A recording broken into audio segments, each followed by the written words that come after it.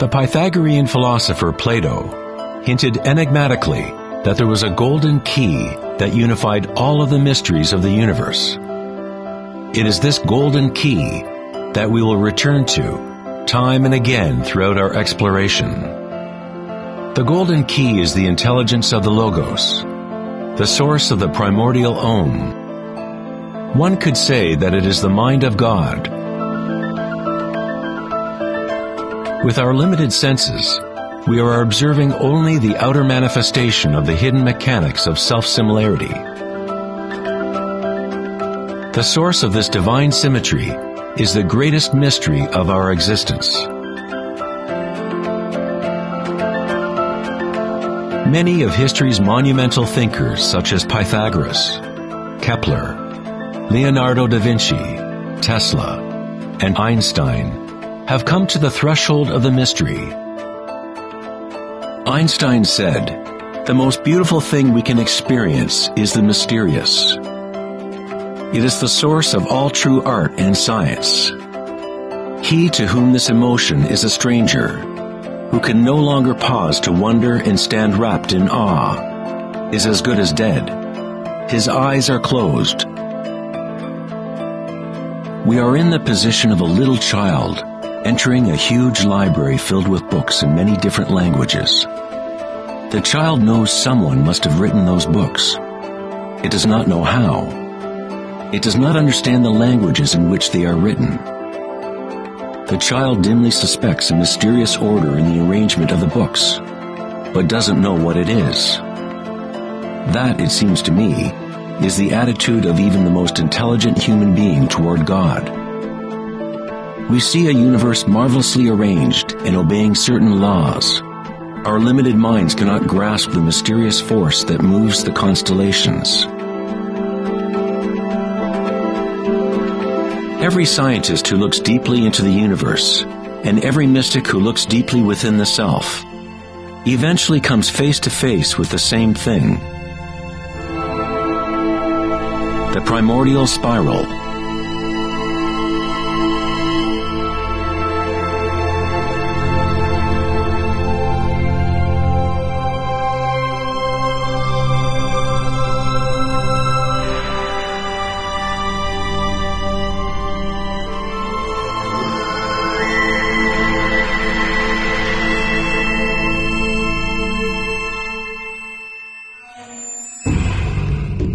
A 1,000 years before the creation of the ancient observatory at Stonehenge, the spiral was a predominant symbol on Earth. Ancient spirals can be found in all parts of the globe.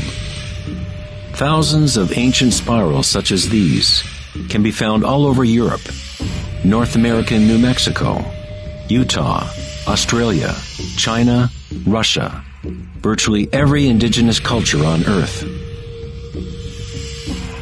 The ancient spirals symbolize growth, expansion, and cosmic energy, embodied within the sun and the heavens. The spiral form is mirroring the macrocosm of the unfolding universe itself. In native traditions, the spiral was the energetic source, the primordial mother. The Neolithic spirals at Newgrange, Ireland date back 5,000 years.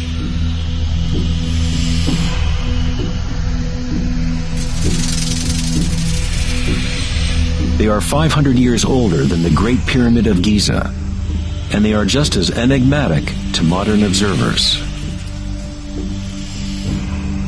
The spiral goes back to a time in history when humans were more connected to the Earth, to the cycles and spirals of nature, a time when humans were less identified with thoughts.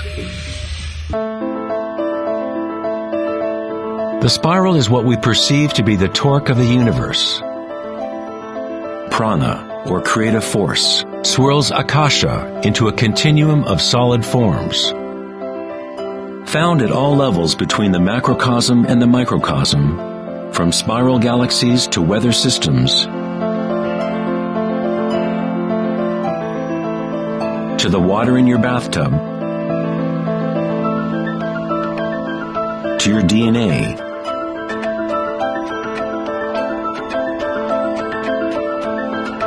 to the direct experience of your own energy. The primordial spiral is not an idea, but rather that which makes all conditions and ideas possible. Various types of spirals and helices are found throughout the natural world. Snails, sea coral,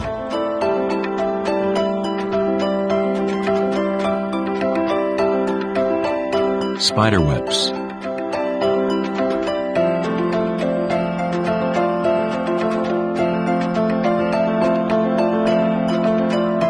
fossils,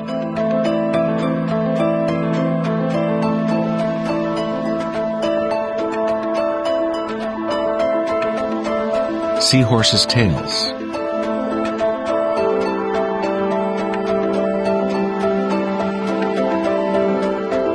and shells.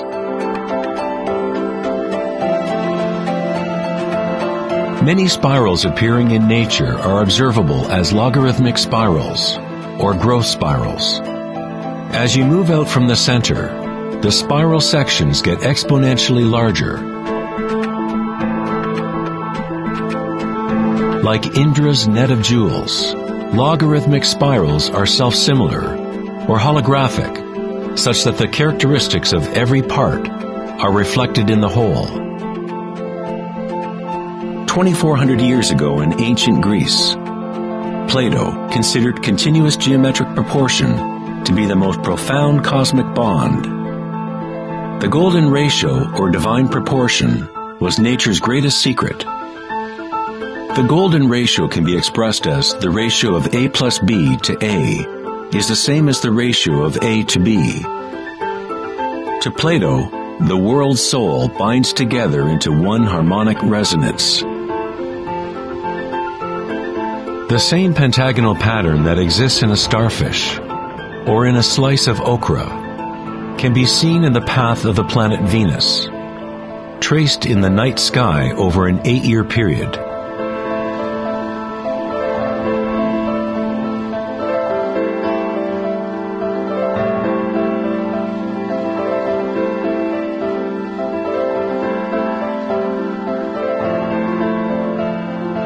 The intelligible world of forms above and the visible world of material objects below through this principle of geometric self-similarity.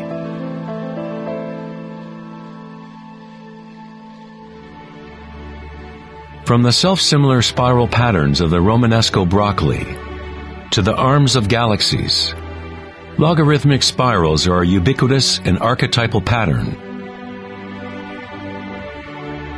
Our own Milky Way galaxy has several spiral arms which are logarithmic spirals with a pitch of about 12 degrees.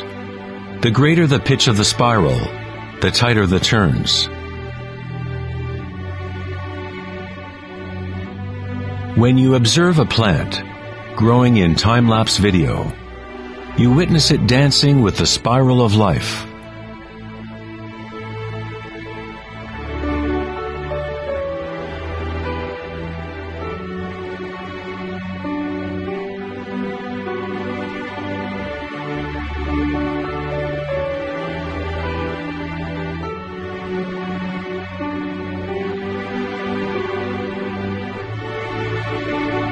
A golden spiral is a logarithmic spiral that grows outward by a factor of the golden ratio.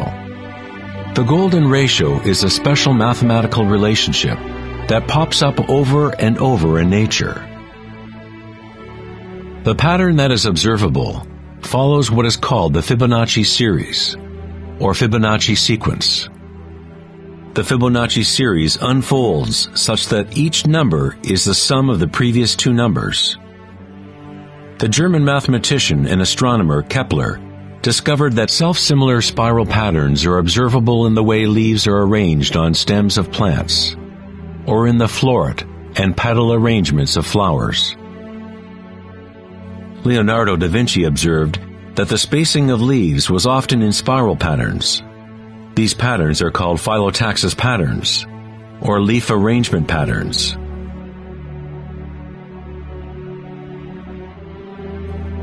Phyllotaxis arrangements can be seen in self-organizing DNA nucleotides.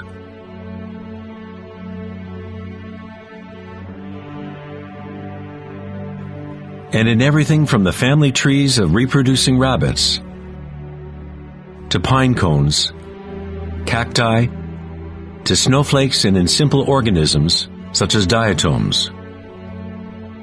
Diatoms are one of the most common types of phytoplankton, single-celled organisms that provide food for countless species throughout the food chain.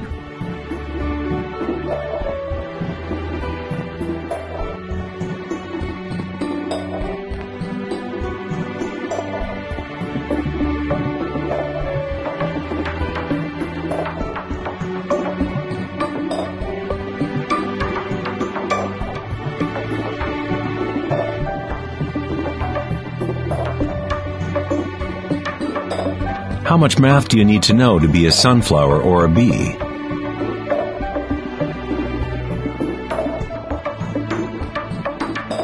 Nature doesn't consult the physics department to grow broccoli. The structuring in nature happens automatically. Scientists in the field of nanotechnology use the term self-assembly to describe the way complexes are formed, such as in the initial hexagonal phase of DNA formation. In nanotechnology engineering, carbon nanotubes are comprised of a similar arrangement of materials. Nature does this type of geometry over and over, effortlessly, automatically, without a calculator. Nature is precise and extremely efficient. According to the famous architect and author Buckminster Fuller, these patterns are a function of time-space. DNA and honeycomb are the shape that they are for the same reason a bubble is round. It is the most efficient shape, requiring the least amount of energy. Space itself has shape, and allows only certain configurations for matter, always defaulting to what is most efficient. These patterns are the strongest and most efficient way to build architectural structures, such as geodesic domes.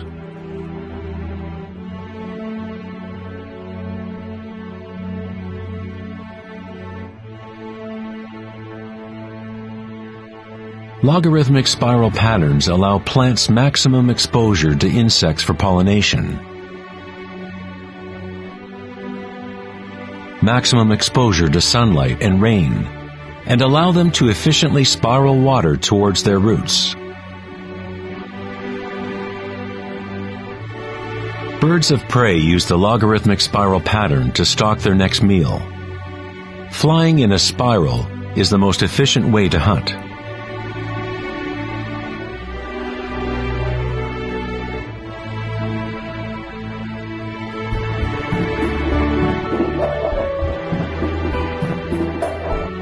One's ability to see the spiral of life dancing akasha into material form is related to one's ability to see beauty and symmetry in nature.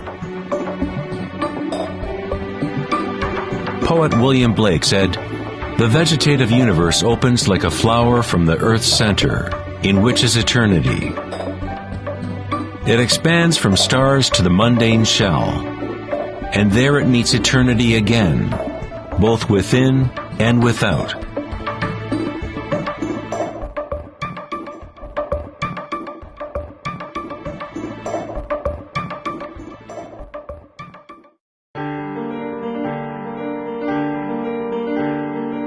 The study of patterns in nature is not something that is very familiar in the West. But in ancient China, this science was known as Li. Li reflects the dynamic order and pattern in nature.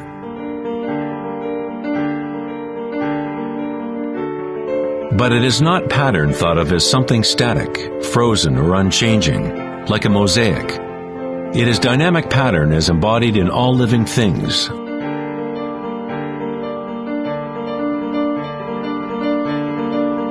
The arteries of leaves, the markings of the tortoise and the vein patterns on rocks are all expressions of nature's secret language and art.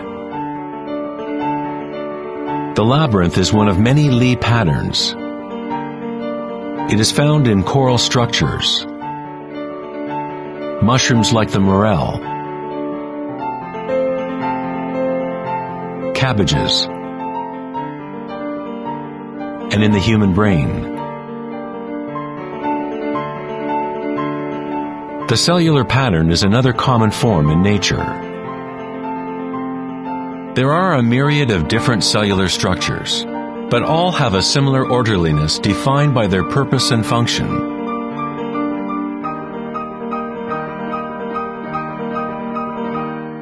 It is easy to be mesmerized with the constant play of forms.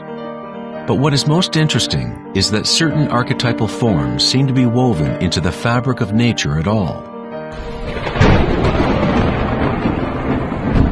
The branching pattern is another Lee pattern, or archetypal pattern, that is observable at all levels and all fractal scales.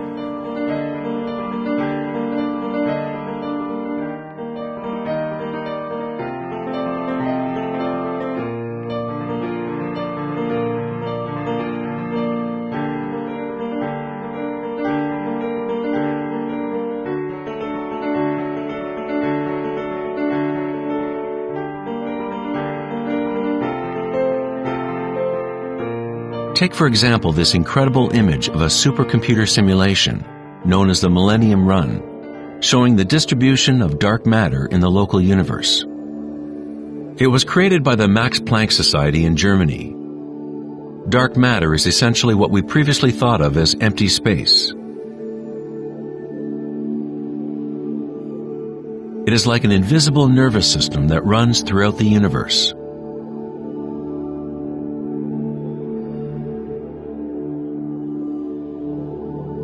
The universe is literally like a giant brain. It is constantly thinking, using a type of dark or hidden energy that science is only starting to understand. Through this immense network, unfathomable energy moves, providing the momentum for the expansion and growth of the universe.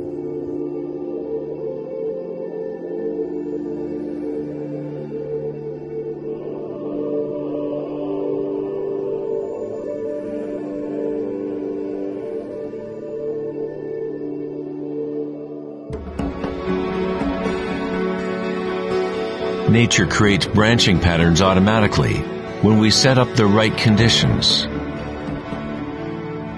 Nature is an art-generating machine, or a beauty-creating engine. Here, electricity is being used to grow silver crystal branches. The footage is time-lapsed as they grow over several hours. The crystals form on the aluminum cathode, as ions are electrodeposited from a silver nitrate solution. The formation is self-organizing. You are seeing artwork generated by nature itself. Johann Wolfgang von Goethe said, "Beauty is a manifestation of secret natural laws, which otherwise would have been hidden from us forever." In this sense, everything in nature is alive, self-organizing. When higher voltage is used, the fractal branching becomes even more obvious.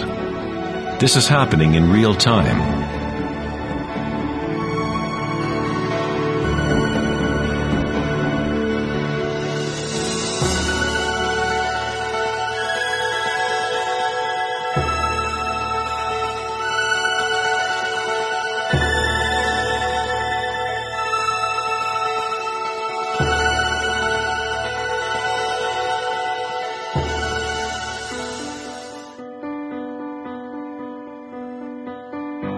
In the human body, tree-like structures and patterns are found throughout. There are, of course, the nervous systems that Western medicine knows about. But in Chinese, Ayurvedic, and Tibetan medicine, the energy meridians are a central component to understanding how the body functions. The nadis, or energy meridians, form tree-like structures. A post-mortem examination will not reveal the chakras or the nadis.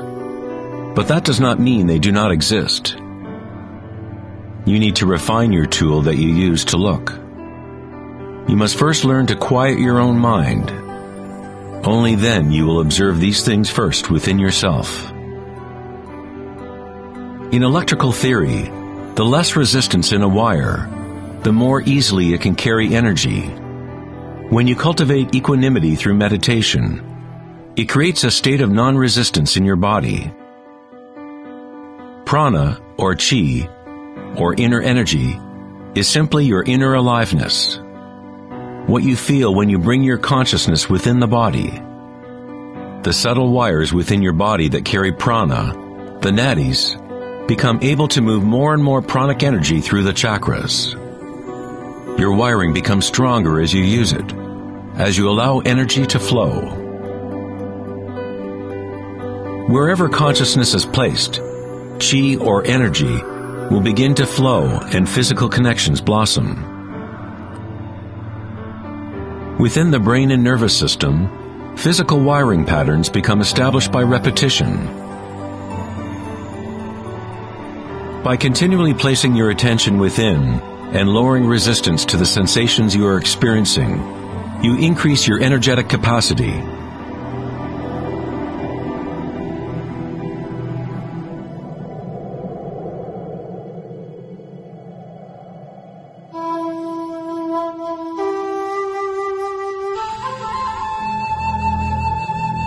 In Taoism, the yin-yang symbol represents the interpenetration of the spiral forces of nature.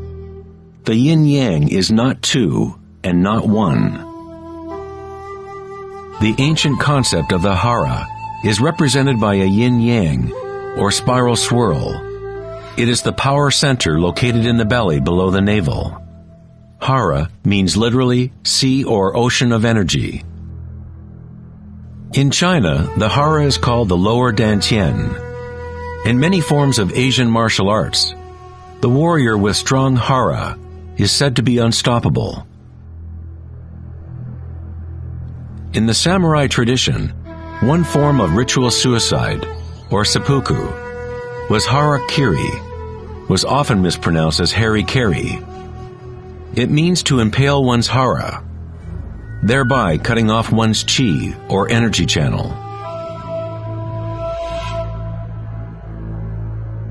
Moving from this center creates the grounded, graceful movement that you see not only in martial arts,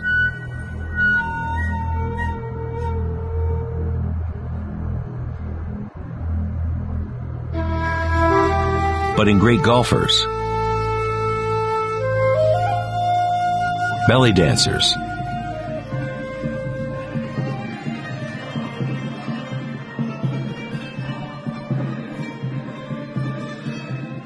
and Sufi whirling dervishes. It is the cultivation of single-pointed, disciplined consciousness that is the essence of hara, the stillness in the eye of the hurricane.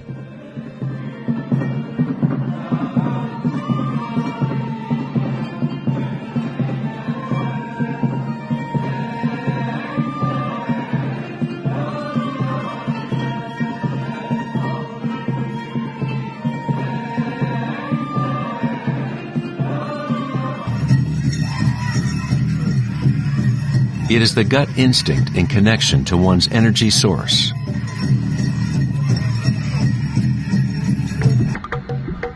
A person with good hara is connected to the earth and to the intuitive wisdom that connects all beings.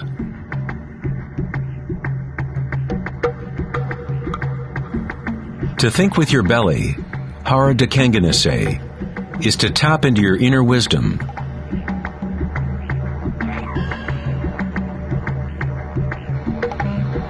The ancient Australian Aborigines concentrated on the same area, just below the navel, where the cord of the great rainbow serpent lay coiled. Again, a representation of the evolutionary energy in humankind.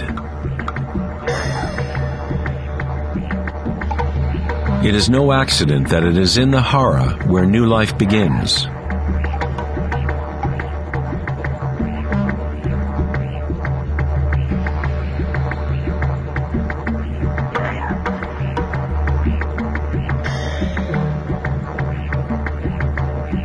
The enteric nervous system, sometimes referred to as the gut brain, is capable of maintaining a complex matrix of connections similar to the brain and the head, with its own neurons and neurotransmitters.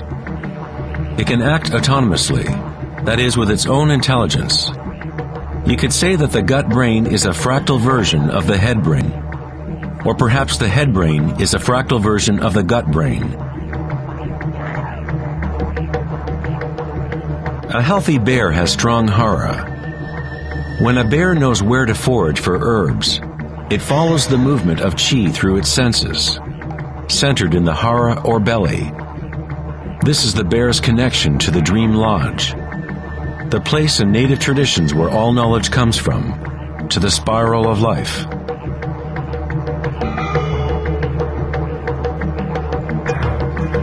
But how did ancient peoples know about the spiral, if modern science is just now starting to recognize its significance?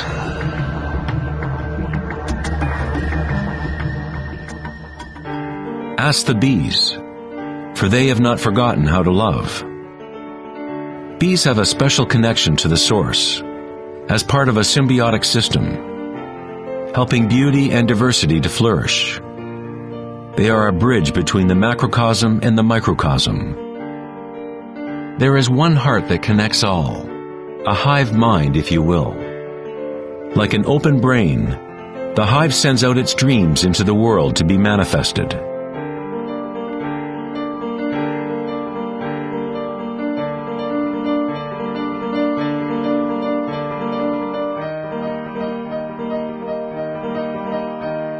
In nature, many creatures know how to act in unison, to move with one spirit, one direction.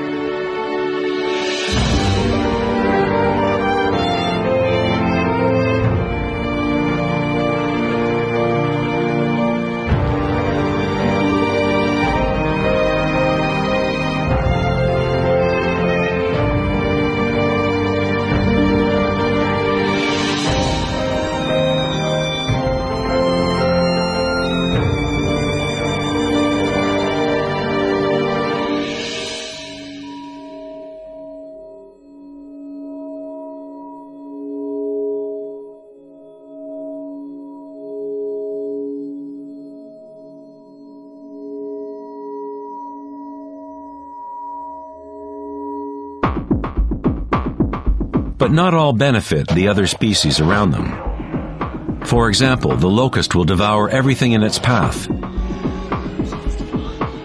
A locust has no choice but to act like a locust. It will never make honey or pollinate plants the way a bee does. A locust's behavior is rigid, but a human is unique in that we can act like a bee or we can act like a locust. We are free to change and manipulate the patterns of how we interact with the world. We can exist symbiotically or as a parasite.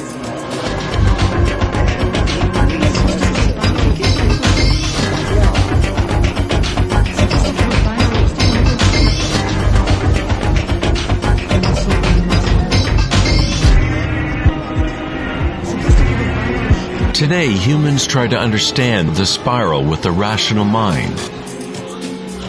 But it was never thinking that connected us to the spiral of life.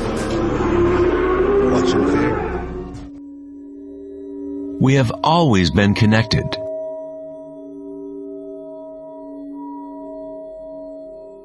Thinking has been what keeps us in the illusion of separateness within our own identities. Thinking is the creation of separateness, the experience of limitation. The more we align with thought, the more removed we become from the source.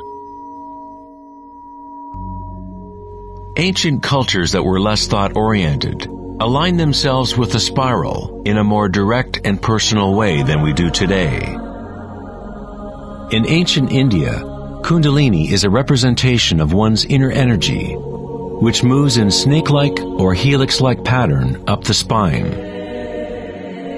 In the ancient yogic traditions of India, the inner worlds of people at that time were comparable to those of Hara-centered cultures. To balance the power of the spiral with the stillness of your witnessing consciousness is to align with your full evolutionary potential, to blossom into the unique multifaceted being you were designed to be.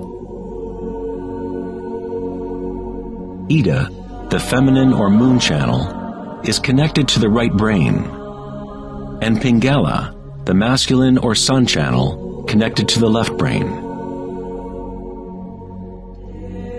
When these two channels are in balance, energy flows up a third channel, Sushumna, along the center of the spine, energizing the chakras and unlocking one's full evolutionary potential. The word chakra is an ancient Sanskrit word meaning energy wheel. Kundalini is nothing less than the primordial spiral that dances your human life into existence. It is a different order of energy than we normally understand, like a bridge from gross matter to the most subtle energies. You are that bridge. Kundalini is not energy that can be forced by will, effort, and friction. It is analogous to growing a flower. All we can do as good gardeners is prepare the soil in proper conditions and let nature take its course.